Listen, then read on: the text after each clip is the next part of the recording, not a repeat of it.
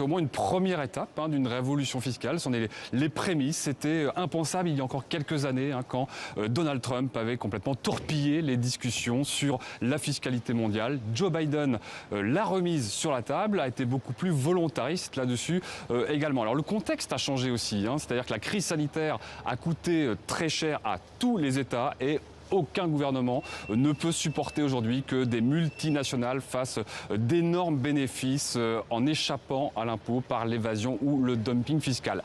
Alors la principale mesure qui a été actée aujourd'hui, c'est un taux minimum d'impôt sur les sociétés pour toutes les entreprises d'au moins 15%. Le au moins était très cher à la France et à Bruno Le Maire, qui s'est donc félicité tout à l'heure de cet accord. Il voulait aussi une taxe GAFA sur les géants du numérique. Alors c'est plus flou.